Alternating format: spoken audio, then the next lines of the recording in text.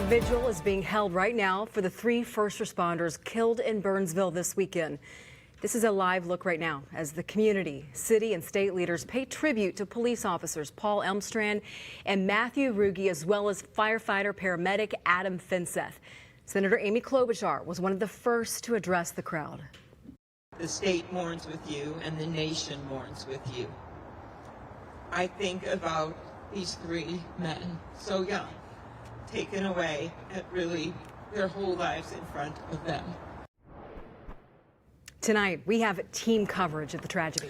Renee Cooper will have new details about the shooter in a couple of moments. But first, Eric Chaloux is live at the vigil to show us how Officer Elmstrand's being remembered. Eric?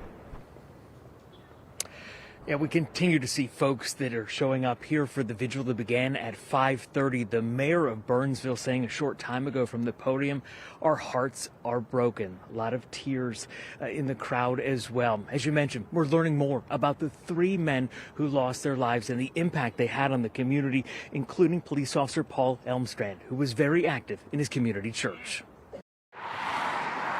At the Woodbridge Church in Medina, a familiar face is now missing from the congregation. Our whole community was just in shock. Burnsville police officer Paul Elmstrand was one of 3 first responders fatally shot last weekend. We rejoice that Paul is with Jesus, and each day is hard. And each day we grieve. Pastor Zach Bush vividly recalls seeing Elmstrand sitting with his young children in church, where their mother is a faith leader. He would bring their kids in to hear mom lead worship. And he loved Cindy, and she loves Paul. The officer's widow, Cindy, shared a statement with 5 Eyewitness News about her husband that reads in part, "He was the most generous, loving, patient person I've ever known with the biggest smile." Going on to write, "He had a servant's heart and would drop everything to help someone who was in need, whether it be family, friend, or someone on the street." Elmstrand was 27 years old and had been with the Burnsville Police Department since August of 2017. During that time, he held different roles, including part of their mobile command staff, honor guard, and field training unit.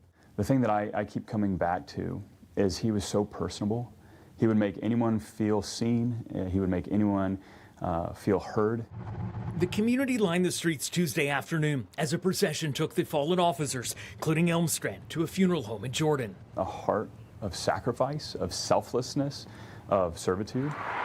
And now this Medina church is helping Officer Elmstrand's family navigate the long journey ahead. We want to carry on his life and his legacy and his memories and the stories that are shared to his young children.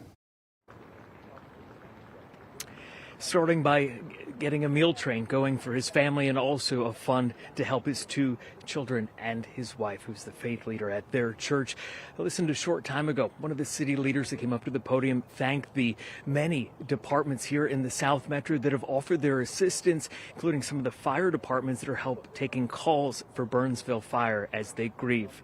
Now, we also talked to city leaders. At this point, no memorial service has been announced, but we will keep checking in with them and let you know when we hear more. That's the latest live tonight here in Burnsville. Eric Chaloux, 5 Eyewitness News. Thank you, Eric.